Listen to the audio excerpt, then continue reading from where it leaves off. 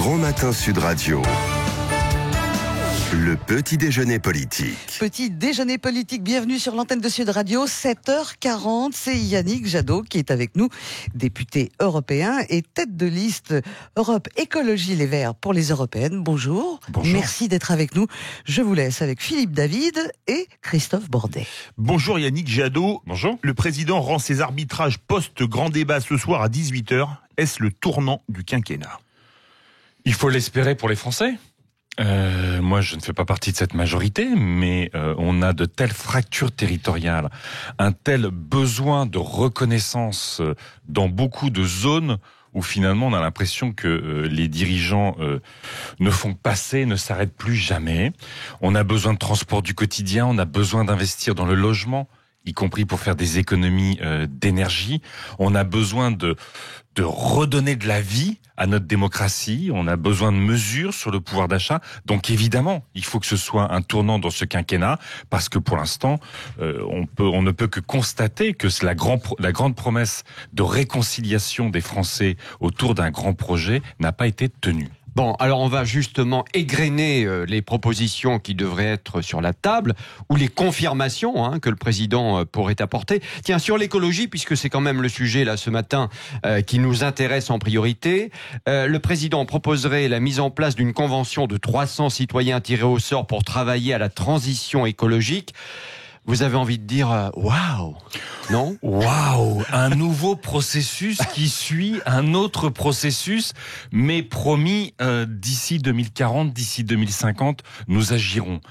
Qu'on associe les citoyens, nous on se bat toujours à l'échelle des territoires pour associer les citoyens à la transformation de l'agriculture, à tous les projets d'énergie renouvelable, à réfléchir ensemble quelle mobilité, comment on fait pour ne pas fermer les petites gares, comment on fait pour pouvoir se déplacer sans être prisonnier de sa voiture, sans avoir à dépenser beaucoup d'argent. Mais là... Mais quand on fait ce genre de proposition, vous répondez quoi ? Ça ressemble à la fabrique du renoncement. C'est la fabrique de l'inaction. Il est quand même incroyable que quand il s'agit de protéger l'environnement, de protéger la santé dans notre pays, il y a toujours un processus, un comité Théodule qui suit un autre comité Théodule.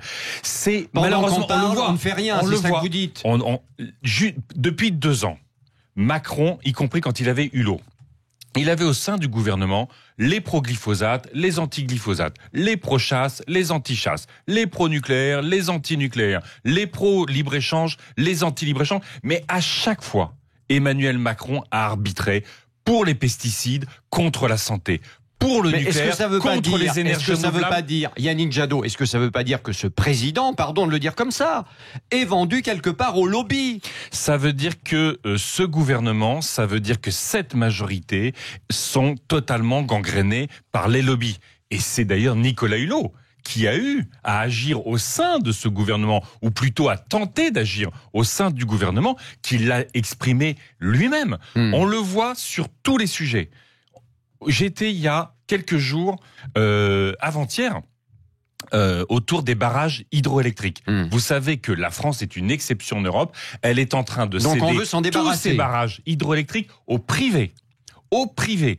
Ça aura quoi comme conséquence, ça va. Vous savez, les barrages, c'est la deuxième source de danger après une centrale nucléaire pour les habitants.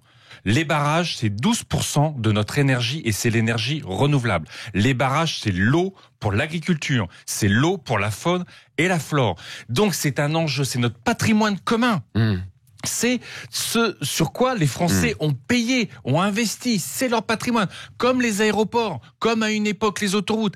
Et ce qu'est en train de faire ce gouvernement, c'est de vendre à la découpe les joyaux de la République pour que des entreprises privées fassent des dividendes, fassent des milliards sur ce qui est notre richesse commune. Et ça, c'est choquant. Vous êtes un peu gilet jaune ce matin. Non, parce que si on veut faire la transition écologique, eh ben, toutes nos infrastructures vitales, tous nos services publics doivent être sanctuarisés pour que ce soit la puissance publique et donc les citoyens qui décident de leur avenir. Il est scandaleux que à chaque fois qu'il y a un service public ou une entreprise publique ou un patrimoine public qui fait de l'argent, on le file au privé. Et dès que ça fait plus d'argent, c'est les contribuables qui payent. Ça, c'est honteux. Par exemple, est-ce que vous avez envie de dire au président ce matin, il faut que tu annonces le retour de la taxe carbone ? Est-ce que ça, c'est une bonne idée ou pas ? Il faut mettre la taxe sur le kérosène. Il faut mettre la taxe sur le transport de marchandises. Parce qu'aujourd'hui, le kérosène pour les avions, le fuel pour les bateaux ne sont pas taxés. Et si on veut relocaliser l'économie, si on veut éviter que le moindre produit qu'on consomme vienne de l'autre côté de la planète, si on veut que ce soit des entreprises françaises et européennes sur tous nos territoires, l'enjeu c'est de remettre de l'emploi sur tous nos territoires, pas simplement dans les métropoles, sur tous nos territoires. Eh ben oui, il faut plus taxer ce qui vient de loin et moins taxer ce qui vient d'à côté de chez nous. Yannick Jadot, puisque vous parlez de ça, ça tombe bien parce que, je ne sais pas si vous avez remarqué, mais dans certaines stations-service, le prix de l'essence 98 est à 1,82 le litre. On va bientôt atteindre les 2 €. Et le gouvernement ne fait rien sur les taxes. 60% du prix de l'essence, ce sont des taxes. À votre avis, est-ce qu'il faudrait quand même qu'il agisse sur les taxes ? Parce que comme vous le savez, pour l'instant, les mesures de remplacement en termes de mobilité, c'est quand même pas terrible globalement. L'enjeu, c'est surtout, et je fais beaucoup de terrain depuis des semaines, des mois, l'enjeu, c'est qu'on arrête de fermer les petites gares. Moi, j'ai plein d'exemples de lignes de train. Oui, non, mais d'accord, mais l'urgence des gens aujourd'hui, c'est la voiture pour aller au travail. Mais justement, aujourd'hui, on fait quoi aujourd'hui ? Je vous parle de lignes de train qui sont restaurées. Par exemple, entre Firminy et Saint-Étienne. On a remis une ligne de train. Elle est cadencée tous les quarts d'heure. C'est une ligne électrique. Les gens, ils viennent en voiture jusqu'au parking de la gare et ils prennent le train et ça marche et ça réduit leurs dépenses de déplacement. Il faut aussi, et ça a été notre combat depuis des années, imposer aux constructeurs automobiles de reprendre de toutes les voitures qui aujourd'hui fraudent. C'est ce qu'ont demandé les Allemands à leurs constructeurs automobiles. Aujourd'hui, une voiture, en moyenne, elle consomme 40% de plus que ce qui est annoncé sur l'étiquette quand vous l'achetez. Il faut demander aux constructeurs automobiles de recalibrer les moteurs à leurs frais pour qu'ils rentrent dans la loi. J'entends ce que vous dites, Yannick Jadot, mais vous savez très bien que ça va pas. C'est des centaines d'euros par an. J'entends bien, mais vous savez très bien que là, vous êtes à moyen terme. Moi, je vous dis, à court terme, maintenant, qu'est-ce que l'on fait ? Les gens prennent leur voiture ce matin pour aller travailler, ils paient le litre d'essence jusqu'à 1,82 €. Ils ne peuvent pas continuer comme ça. Je vous rappelle quand même que le mouvement des Gilets jaunes, vous êtes un peu Gilets jaunes, le mouvement des Gilets jaunes a démarré comme ça à cause du prix de l'essence. Je sais parfaitement. Il faut prendre des mesures tout de suite. Autre mesure qui me paraît aller complètement dans le bon sens, c'est la prime mobilité payée par les entreprises, que les entreprises participent davantage au déplacement de leurs salariés et notamment. Mais on ne baisse pas les taxes. Et notamment, oui, mais si l'entreprise compense une partie. Le problème, il y a des taxes. L'entreprise n'en a pas forcément les moyens. Et il y a le prix des carburants. Oui, mais tous ces systèmes-là sont en partie pris en charge par l'État. On a 52 milliards de fiscalité écologique dans notre pays. Aujourd'hui, ça sert à financer des projets débiles, 26 milliards, le Lyon-Turin, alors qu'il y a une ligne de chemin de fer qui existe déjà pour mettre les marchandises sur les trains. On dépense la Vous êtes pour les trains, mais vous êtes contre la ligne Lyon-Turin. Alors on n'y comprend plus rien. Non, parce que quand vous avez une ligne qui existe déjà, quand il y a une ligne qui peut aujourd'hui supprimer 1 million de camions par an de la Maurienne et de la vallée de l'Arve, qui sont énormément touchés par la pollution de l'air. On peut le faire aujourd'hui et on nous explique qu'il faut payer 25 milliards pour peut-être le faire dans 25 ans. Ça, c'est des cadeaux aux entreprises du BTP au détriment de l'argent du contribuable, au détriment des emplois de cheminots, au détriment de la santé de nos concitoyens dans les différentes vallées. 67 000 morts prématurés par an liés à la pollution de l'air.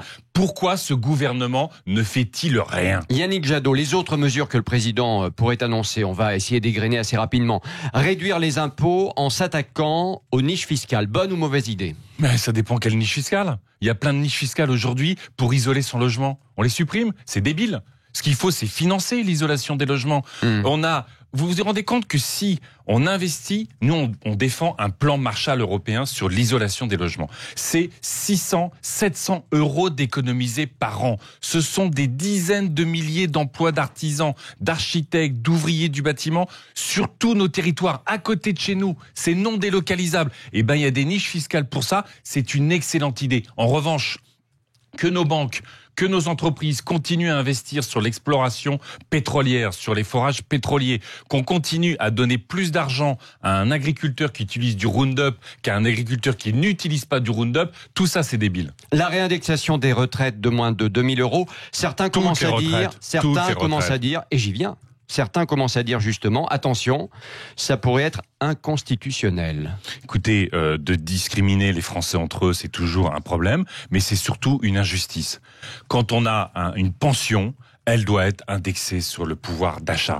Qu'on ait des enjeux de redistribution dans ce pays, c'est une évidence, mais ça passe pas par le vol du pouvoir d'achat d'une pension. Travailler plus ou plus longtemps pour financer la dépendance, ça risque de coincer là ? Ah bah ça va coincer. Vous savez que... Pourquoi ça va coincer ? Parce qu'un retraité sur 2 aujourd'hui qui rentre et qui liquide sa retraite, il est soit en inactivité chômage, soit en maladie, soit en invalidité, soit au RSA.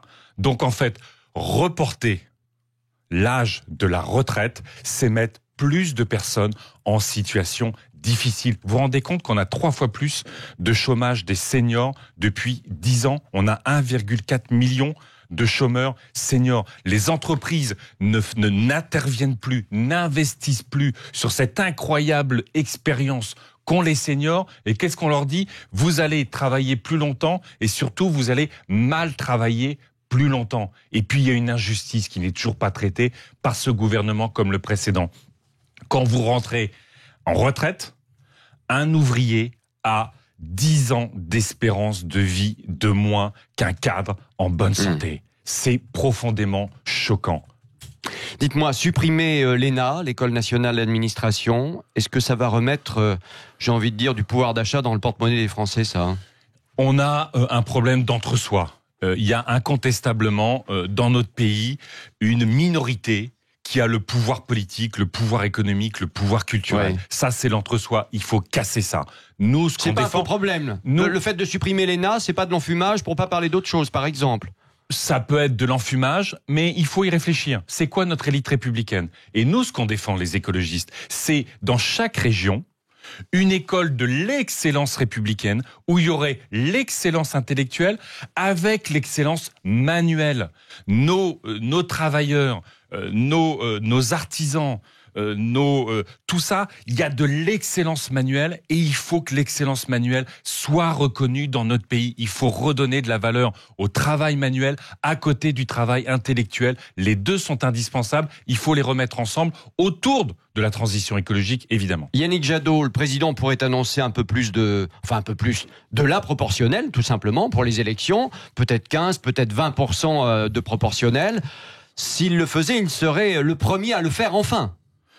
Alors, il y a déjà eu de la proportionnelle dans l'histoire. Il y a longtemps. Mais il est indispensable aujourd'hui que les citoyens se sentent représentés à l'Assemblée nationale.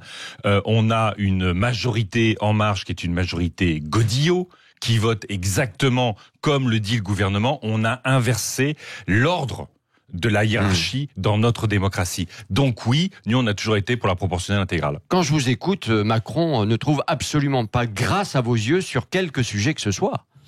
Mais rien.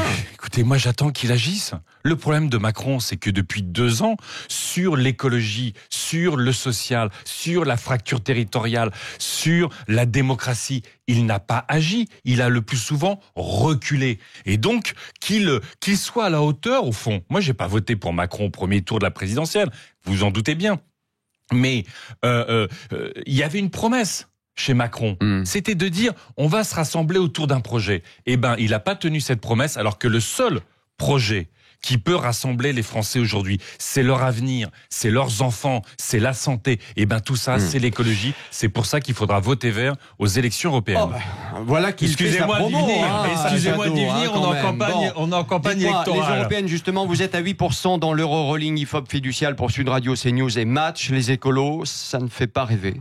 Vous ne faites pas rêver. Eh ben, vous allez voir qu'on va y arriver. L'espoir fait vivre. J'espère que le débat permanent qu'a installé Emmanuel Macron, cette campagne permanente qu'il a installée, va s'arrêter ce soir, qu'on va pouvoir parler d'agir, d'action, au service de l'environnement, au service de la santé, au service de l'emploi. Le problème que vous avez, c'est que vous êtes incapable à gauche de vous rassembler. Et on le sait bien. Mais si, moi je suis écologiste. Mais si, vous auriez pu vous rassembler, écologiste, Hamon, Glucksmann, peut-être, que sais-je. Et là, peut-être que vous auriez fait un bon score. Vous allez perdre les européennes. Voilà ce qui va se passer. Mais non, parce que gagner les européennes, c'est avoir des élus écologistes au Parlement européen qui défendent l'environnement et la santé. La faute à qui? Si j'avais fait alliance avec toutes ces personnes, vous seriez le premier ce matin à me dire, mais attendez, je comprends pas. Les socialistes, ils sont pour le Lyon-Turin, ils sont pour les autoroutes autour de Strasbourg, ils sont pour le nucléaire, ils sont pour l'irrigation à outrance de notre agriculture, et vous direz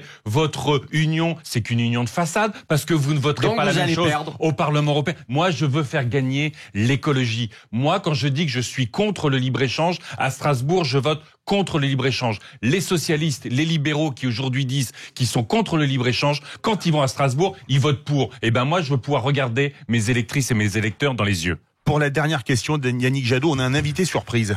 Oh bon Dieu. Salut, Jadot, c'est Jean Lassalle. Le Béarnais qui susurre à l'oreille des Dorifort. Toi et moi, on l'aime, la planète. Hein. Et c'est vrai que, du coup, j'ai une question écolo du matin à la Reine Fraîche. Sachant qu'il faut 1 mois pour qu'un rouleau de PQ soit entièrement dégradé dans la nature et qu'il faut 100 ans pour un pneu, selon toi, Macron et sa politique, il est plus proche du pneu ou du rouleau de PQ? Qu'elle soit importante. Hein. Alors... moi j'aimerais que les pneus arrêtent de brûler dans notre pays. Ça c'est une réponse biodégradable. Je la mets dans la poubelle jaune. Allez hop là. Excellent. Voilà, ça c'est une bonne réponse. Merci Dany Moreau, merci Yannick Jadot. Dany Moreau qu'on retrouve tout à l'heure qui pirate l'info. À 8h20, le Conseil d'État valide l'arrêt des soins de Vincent Lambert. Invité actu à suivre sur Sud Radio. On va recevoir son neveu.